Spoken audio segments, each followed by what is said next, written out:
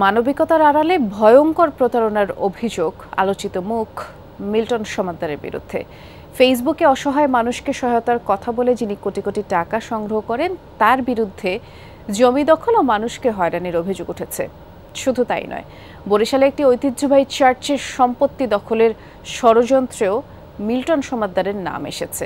তবে যমুনা টেলিভিশনের কাছে এসব অভিযোগ অস্বীকার করেছেন মিল্টন সমাদ্দার এবং তার স্ত্রী। আমাদের সহকর্মী মনিরুল ইসলাম এটি নিয়ে একটি রিপোর্ট করেছে, আর ক্যামেরায় ছিলেন আরেক সহকর্মী শাফিন আহমেদ বাবু। 101% কপার কন্ডাক্টিভিটি ও ফ্লেম রিটার্ডেন্ট পিভিসি দিয়ে তৈরি বিজলি কেবলস, নিরাপদ আজীবন। রাস্তার পাশে প্রতিবন্ধী, ভবঘুরে ও অসুস্থ বৃদ্ধদের খোঁজ পেলেই রবিনহুডের মতো ছুটে যান মিল্টন সমাদ্দার ও তার দল। ফেসবুকে এরকম ভিডিও দিয়ে মানুষের কাছে অর্থ সহায়তা চান তিনি। মিল্টনের হিসেবে প্রতি মাসে সহায়তা জমা পড়ে গড়ে প্রায় 50 লাখ টাকা। এই টাকায় রাজধানীর দক্ষিণ পাইকপাড়ায় গড়ে তুলেছেন child and old age care. কয়েক বছর পরে সাভারে কেনা জমিতে নির্মাণ করেছেন 6 তলা ভবন। এইখানে হলো এখন আছে কত বাবা মা? 20 জন আসছে। সাভারে আছে আপনার 145 না 145 245-এর মতো। মিল্টনের এই বক্তব্য পরখ করতে চাই আমরা। সাভারে মাস দেড়েক আগে উদ্বোধন করা আশ্রমে গিয়ে দেখা যায় সেখানে আশ্রিত আছে সর্বোচ্চ 50 থেকে 60 জন, আর 2 শাখা মিলে কর্মচারী আছে 60 থেকে 70। অথচ বিভিন্ন সময় ফেসবুক লাইভে মিল্টন দাবি করে আসছিল 2 শাখা মিলে তিনি 800 থেকে 900 মানুষের থাকা খাওয়ার ব্যবস্থা করেন। তাহলে এত সংখ্যা আসলো কোথা থেকে? কাঁচা রাস্তা ধরে একটা অজপাড়া গায়ের মধ্যেই একটা বিরাট কর্মযজ্ঞ গড়ে তুলেছেন মিল্টন সমাদ্দার। এতটুকু করলেও ঠিক ছিল। সমস্যা হচ্ছে স্থানীয়দের অভিযোগ, এই বৃদ্ধ এবং শিশু বা মহিলা আশ্রমের নামে আশপাশের জমি দখল করছেন মিল্টন সমাদ্দার। রাজধানীর মিরপুরের বাসিন্দা শামসুদ্দিন চৌধুরী। মিল্টনের সাভারের আশ্রমের পাশের জমিটা তার। বয়সের ভারে নুয়ে পড়া এই মানুষের অভিযোগ, তার জমির দিকে মিল্টনের নজর বহুদিন ধরে। সবশেষ ঈদুল ফিতরের আগের দিন কথা কাটাকাটির পর আশ্রমের মধ্যে পরিবারের সবাইকে আটকে নির্যাতন করে মিল্টন। গাড়িতে নামলাম তো বললো যে ভাই আপনি রাস্তাটা আটকে দিলেন, আমরা গাড়িটা নিয়ে কীভাবে উপরে উঠবো, জায়গায় যাব। বলছে কার জায়গাটা তুই যাবি, জায়গাটা আমার।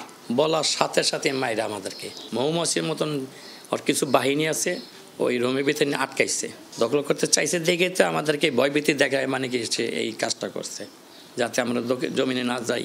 মিল্টন সমাদ্দারের ভয়ে তটস্থ আশ্রম পার্শ্ববর্তী মানুষরাও। যমুনা টেলিভিশনের উপস্থিতি টের পেয়ে মুখ খোলেন কেউ কেউ। স্থানীয়দের অভিযোগ, আশ্রমের কর্মচারীরা মিল্টনের লাঠিয়াল বাহিনীর মতো কাজ করে। এই জমিন ডাল গিয়ে স্যারারা মারছে, মারিয়া কইছে, মারিয়া 2000 টাকাও দিছে স্যারারে, কইছে এই জায়গায় যদি তুই আয়স। কি জন্য মারছে? মারছে ওই যে জায়গা দখল করে খায়। ইনশেটের এই চালার ঘরটা, এই পাশটা দখল, এটা পুরোটা দখল করা। আপনার জমিতে ওরা জিনিসপত্র রাখছে? হ্যাঁ, পুরো বিল্ডিং এর। আপনি কি ওইটা ইয়ে চাইছিলেন?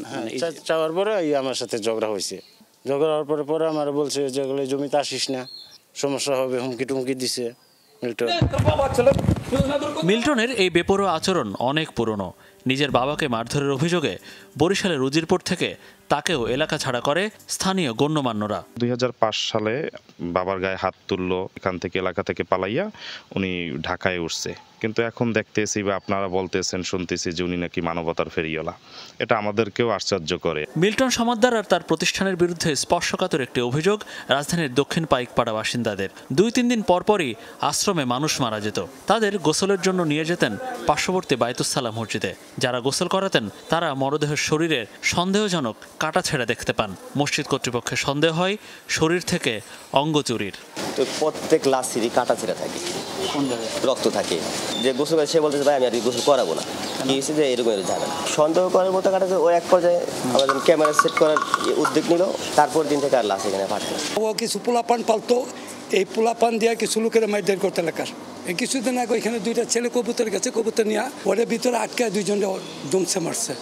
দখল ও প্রতারণায় মিল্টন সমাদ্দারের আছে পুরনো ইতিহাস। নিজ এলাকা বরিশালের উজিরপুরে রয়েছে চন্দ্রকোনা খ্রিস্টান মিশনারি চার্চ, যা দখলের জন্য ধর্ম মন্ত্রণালয়ের সিল স্বাক্ষর জাল করে চার্চের নতুন কমিটি গঠন করে বরিশাল জেলা প্রশাসককে একটি চিঠি দেন। ওই কমিটিতে সভাপতি করা হয় মিল্টন সমাদ্দারকে। কমিটির বাকিরা মিল্টনের পরিবারের। চার্চের যাজকদের নজরে আসলে এ নিয়ে মন্ত্রণালয়ে যোগাযোগ করা হয়। এ ধরনের কোনো চিঠি ইস্যু করা হয়নি বলে যাজকদের জানায় মন্ত্রণালয়। আমার সহকারী যাজকবৃন্দ তাদেরকে আসামি করে এই স্থানটাকে তারা দখল করে নেবে।